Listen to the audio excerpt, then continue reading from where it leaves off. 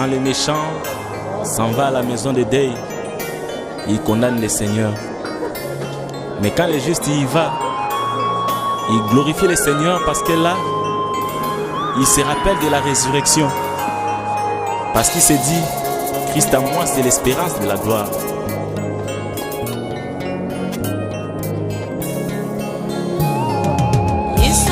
Que la paix et la grâce du Seigneur Jésus-Christ soient avec vous. Nous sommes tenus devant vous ce soir pour vous parler de la part du Seigneur, parce que nous comprenons que c'est grâce à la parole que nous serons sauvés. Comme a dit le bien-aimé Paul, le monde avec sa sagesse n'a point connu Dieu, mais il a plu à Dieu de sauver les croyants par la folie de la prédication. C'est par l'évangile que nous serons sauvés. C'est pourquoi, sans plus tarder, nous allons devoir passer à la lecture des Écritures, parce qu'on ne saura pas donner l'explication au roi si on n'a pas encore rappelé les songes. Nous sommes dans le livre de Hébreux, chapitre 6, verset 1er. Il est écrit: c'est pourquoi, laissant les éléments de la parole de Christ tendant à ce qui est parfait, sans poser de nouveau les fondements du renoncement aux œuvres mortes, de la foi en Dieu, de la doctrine des baptêmes, de l'imposition des mains, de la résurrection des morts et du jugement éternel. De tout mon cœur, je veux que le Seigneur ajoute l'explication claire à la lecture de sa parole. Le Seigneur nous a mis à cœur de pouvoir édifier son peuple qui nous suit partout à travers le monde sur ce qui concerne la résurrection des morts, qui est notre thème, bien sûr. Alors, frère Paul, dans le livre d'Hébreux, chapitre 6, verset 1er, vous descendez, il explique la résurrection des morts comme étant une doctrine. Quelque chose qui est doctrine, c'est quelque chose qui est sine qua non, c'est quelque chose qui est obligatoire. Ceci nous pousse directement à comprendre que la résurrection des morts est obligatoire. La résurrection des morts est une réalité, contrairement aux autres qui la considèrent comme étant une utopie. Mais nous, avec les voyages et les parcours des Écritures, nous comprenons que la résurrection des morts est une réalité. Alors, la première question que nous allons chercher à nous poser est celle de savoir qui reviendront à la vie. Daniel a dit: plusieurs de ceux qui dorment dans la poussière de la terre se réveilleront, les uns pour la vie éternelle et les autres pour la honte éternelle.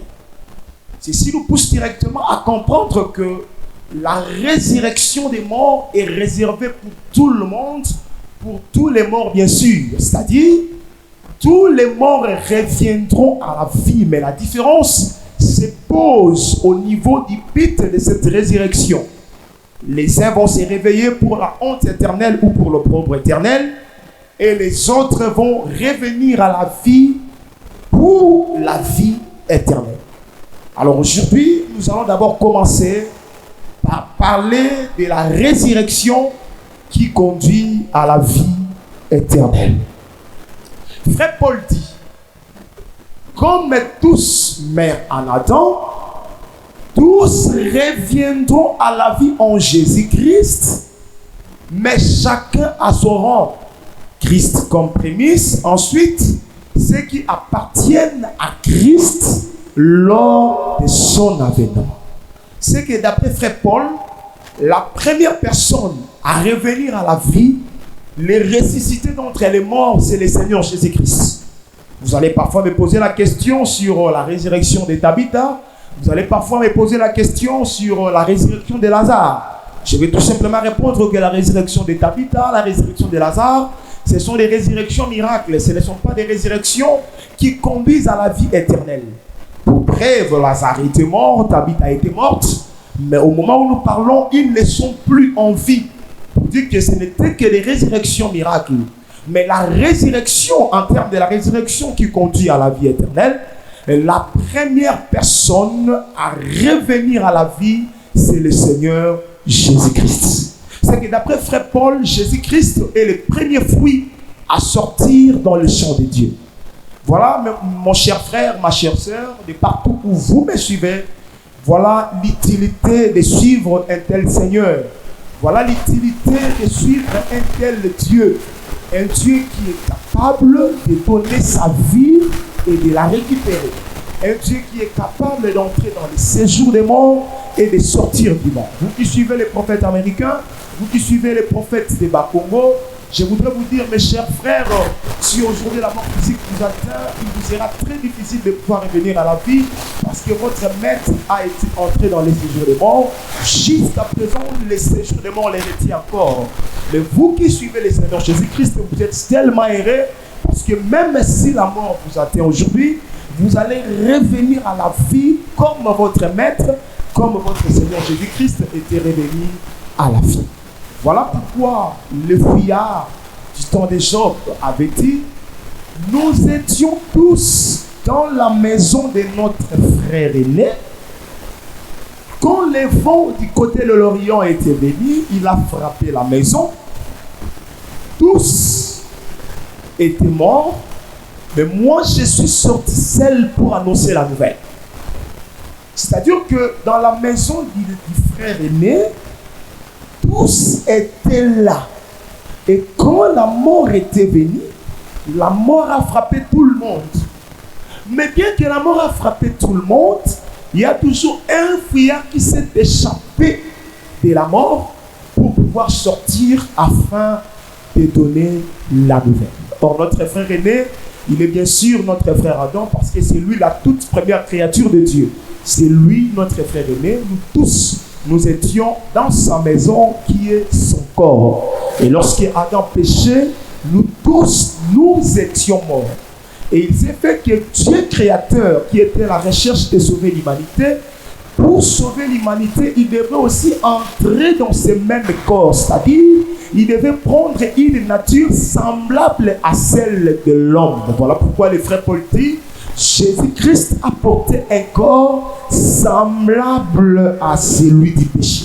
Ce qui se fait que Jésus-Christ aussi est entré dans ce corps, et quand le vent de la mort était venu, tous étaient morts. Mais le seul à revenir à la vie, c'était le Seigneur Jésus-Christ. C'est lui-là qui est digne de nous annoncer l'évangile, et la proclamation de sa parole aura les effets, aura la capacité de nous faire déchirer les vêtements, qui est le symbole de la repentance. C'est que Jésus-Christ est le premier fruit à sortir dans les champs de Dieu. En d'autres termes, il est la première personne à revenir à la vie. Mes chers frères, voilà le résumé de ma prédication de ce soir. Alors, je m'explique. Dieu dit à la maison d'Israël, il dit: quand vous allez entrer dans les pays et que vous y ferez la moisson, vous allez présenter les prémices, la gerbe de votre champ auprès du sacrificateur, pour que les sacrificateurs l'agitent d'un côté et d'un autre côté, pour que les fruits qui étaient dans la gerbe puissent encore retomber sur la terre. Or, la première céréale qui sort de la terre, il s'agit de l'orge, parce que le blé a été toujours tardif d'après Exode chapitre 9. C'est que quand le peuple sème l'orge, il faut qu'il attende jusqu'à ce que cette orge sera moissonnée, et le peuple prendra cette gerbe de l'orge et elle sera présentée auprès du sacrificateur pour que celui-ci l'agite d'un côté et de l'autre côté, afin que les fruits qui étaient dans la gerbe puissent encore retomber sur la terre. Je suis dans les livres de Lévitique chapitre 23. Que signifie la gerbe de l'orge, ou soit que signifie l'orge? Le texte dit, Gédéon arriva, il trouvait un camarade qui relatait à son camarade un songe, lui disant, j'ai vu un gâteau de pain d'orge qui roulait dans les camps des mendiants. Dans les camps des mendianites. C'est-à-dire que c'était un seul gâteau, mais qui roulait, un seul pain d'orge, mais qui présentait plusieurs faces. Un homme est venu sur la terre, il pose la question à ses disciples, il leur dit, qu'est-ce que ces gens-là disent de moi? Les disciples ont répondu, les uns disent que tu es Jean-Baptiste, voilà une face. Les autres disent que tu es Jérémie, voilà une face. Les autres disent que tu es Élie, voilà une face. Les autres disent que tu es l'un des prophètes, voilà une face. C'est que Jésus-Christ sur la terre, c'était lui le gâteau de pain d'orge. En d'autres termes, c'était lui la véritable orge qui devrait être semée à la mort, moissonnée à la résurrection, pour qu'il soit présenté auprès du sacrificateur véritable qui est Dieu lui-même. C'est que Jésus-Christ, après sa mort et sa résurrection, quand il était parti lors de son ascension, il était toute une gerbe qui était partie au ciel pour être présentée auprès des sacrificateurs, afin que les sacrificateurs l'agitent pour que les fruits qui étaient en lui puissent retomber encore sur la terre. Voilà pourquoi les frères Paul dit, qui est monté si ce n'est que lui qui est descendu?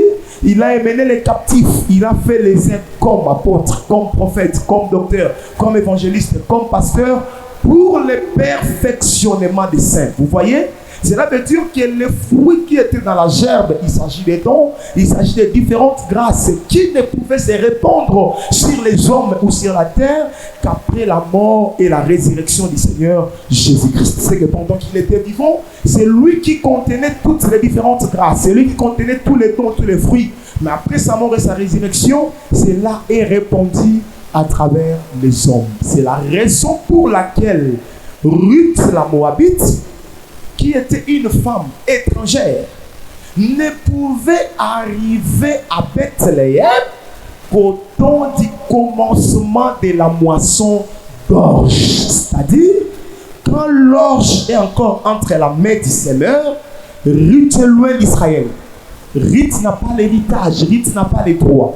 Mais quand cette même orge est semée, moissonnée, Ruth arrive à Bethléem. Or, on a déjà expliqué que l'orge véritable, c'est le Seigneur Jésus-Christ, qui devrait être semé à la mort, moissonné à la résurrection, pour que la porte s'ouvre, afin que la femme étrangère qui était loin d'Israël, qui est Ruth, qui est l'image des nations, qui est l'image de l'Église d'aujourd'hui, puisse entrer dans la promesse du salut. Voilà pourquoi frère Paul dit, autrefois nous étions loin de Dieu, sans promesse, privés des droits de cité en Israël, mais par la mort de Jésus, nous sommes rapprochés. C'est que la mort de Jésus-Christ et sa résurrection nous a ouvert la porte pour que nous puissions entrer à la promesse du salut. En résumé, Jésus-Christ est la toute première personne à revenir à la vie.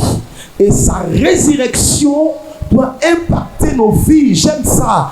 Quand Ruth était arrivé à Bethléem par la mort et la résurrection, qui a été représenté d'une manière symbolique par la semaille et la moisson de l'orge, Ruth doit maintenant suivre les conseils. Ruth doit maintenant suivre les conseils de Naomi, parce que c'est Naomi qui connaît la procédure, c'est Naomi qui connaît le processus pour atteindre le repos. Pourquoi Naomi lui avait dit, ma fille, ne t'inquiète pas, je vais assurer ton repos. Mais pour que Naomi assure le repos à Ruth, Naomi lui dit, lave-toi, ouais-toi, remets les habits. Il dit, tu iras demeurer dans les pieds de Boaz. Mais quel rapport y a-t-il entre les repos et les lavages et le fait de se oindre et le fait de remettre les habits? Oui, cela était des préfigurations des choses qui devraient s'accomplir, qui devraient être expliquées au temps où le Saint-Esprit devrait descendre, au temps où toute chose sera mise au clair. J'aime ça. Qui est Naomi? Naomi, c'est une femme.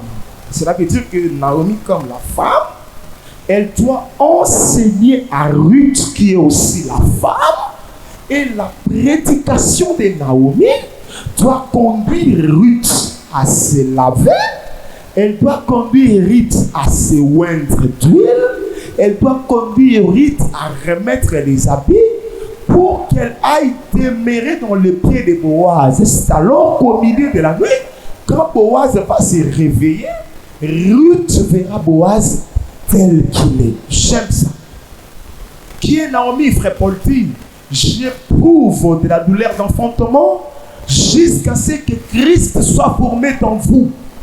Or, nous savons très bien que la douleur de l'enfantement, la personne qui est capable de la sentir, il s'agit d'une femme. C'est que quand frère Paul disait j'éprouve de la douleur de l'enfantement, c'est que frère Paul s'était présenté comme étant une femme. C'est qu'en d'autres termes, le ministre de la parole prend aussi la nature d'une femme. Et sa prédication doit conduire les peuples de Dieu à se laver, c'est ça les baptêmes d'eau, à se oindre d'huile, c'est ça les baptêmes du Saint-Esprit, et à remettre les habits, c'est ça les bonnes œuvres, selon qu'on ira demeurer dans les pieds de Boaz. Le texte dit qu'il soit beau les pieds qui annoncent l'évangile. Cela veut dire, après les baptêmes d'eau et les baptêmes du Saint-Esprit et les bonnes œuvres, nous devons maintenant demeurer dans la présence de Dieu parce que nous attendons la promesse du salut. C'est pourquoi, mon cher frère, quand il y a tout l'évangile du salut, il ne faut pas résister, il ne faut pas dire que je ne suis pas convaincu jusque-là. Il faut te faire baptiser pour que tu reçoives les dons du Saint-Esprit. Voilà pourquoi les jours de la Pentecôte, quand la véritable Naomi, qui est notre frère Pierre, s'est élevé pour prêcher la bonne nouvelle, il prêche à la fin, les gens posent la question en disant, oh mon frère, que ferons-nous? Le frère Pierre répondit, il dit, soyez baptisés. C'est ça le lavage d'eau. Et vous recevrez les dons du Saint-Esprit. C'est ça l'huile. C'est alors que vous allez pratiquer les bonnes œuvres.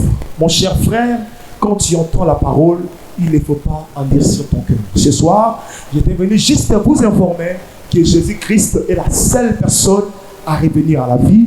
Nous qui les suivons aujourd'hui, nous ne les suivons pas inutilement, nous ne les suivons pas en vain. Un jour, au moment opportun, comme a dit frère Paul, croyons aussi que Dieu ramènera par Jésus-Christ tous ceux qui sont morts. Même si aujourd'hui la mort physique t'atteint, crois que comme Jésus-Christ était revenu à la vie, toi aussi tu finiras par revenir à la vie. Voilà notre bien-heureuse espérance. Nous devons demeurer dans la présence de Dieu. Nous devons suivre Jésus-Christ au moyen de sa parole pour qu'aujourd'hui, même si la mort nous atteint, que nous fermions nos yeux tout en ayant l'espérance de la résurrection. Je voudrais vous dire, vous qui me suivez de partout, que la résurrection des morts est une réalité. Jésus-Christ est la seule personne à revenir à la vie. Et dans cette proclamation de la bonne nouvelle, il y a aussi la puissance de la résurrection. Et j'aimerais exhorter un frère, j'aimerais exhorter une sœur en lui disant, laisse que tout ce qui était mort dans ta vie, qu'elle soit ressuscitée au nom puissant du Seigneur Jésus-Christ. Comme Jésus-Christ était ressuscité, que tes affaires ressuscitent, que ta santé ressuscite, que tes affaires ressuscitent, que tout de toi revienne à la vie, parce que dans ce message, il y a la puissance de la résurrection. De tout mon cœur, je dis que le Seigneur Jésus-Christ vous bénisse. Chaque lundi, chaque vendredi, soyez toujours branchés sur votre page Prédicateur Gauthier Massaka officiel pour suivre en temps réel votre émission Le Temps de la Vérité. Ce sont des vidéos qui vont contribuer à votre édification pour que vous atteigniez la stature parfaite de Christ. Je ne dis pas que c'est ça la totalité, mais cela va contribuer aussi à votre édification. Donc chaque lundi, chaque vendredi, soyez toujours connectés pour suivre des programmes qui vont contribuer à votre édification. De tout mon cœur, je dis que le Seigneur Jésus-Christ vous bénisse encore.